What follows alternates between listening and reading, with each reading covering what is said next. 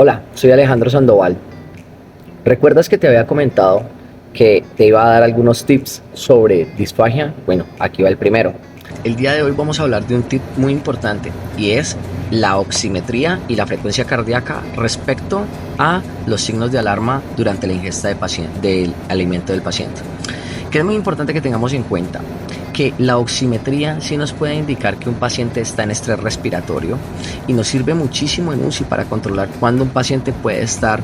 hemodinámicamente inestable para poder continuar con una intervención terapéutica o para poder continuar con una valoración terapéutica o una valoración de la deglución. Sin embargo,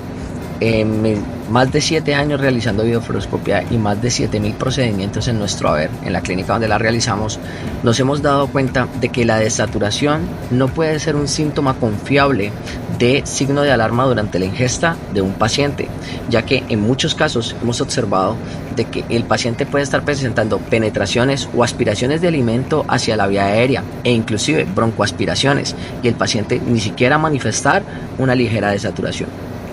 En ese orden de ideas,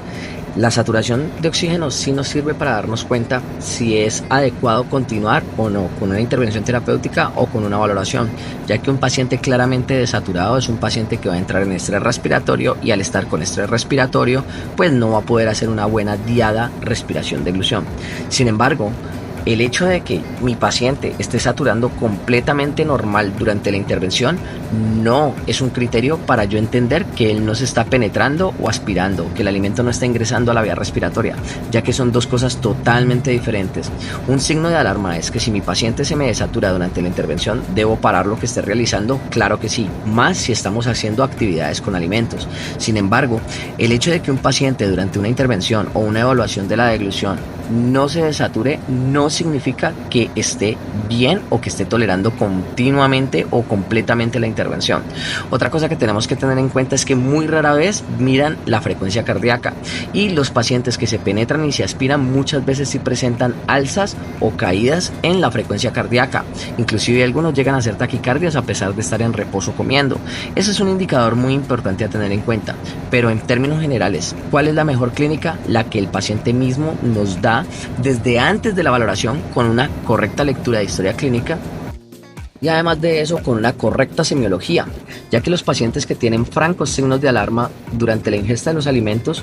lo han presentado durante su alimentación en casa o durante la misma hospitalización, o en otros casos ya traen historias clínicas de desnutrición, de deshidratación, de neumonías o cuadros gripales a repetición. Tengamos mucho en cuenta ese tipo de análisis de historia clínica antes de abordar a nuestro paciente, ya que pueden ser broncoaspiradores silenciosos o tener una disfagia que no muestra grandes signos y que solo nos muestra las hospitalizaciones a largo plazo, o sea que nos muestra sus secuelas a largo plazo.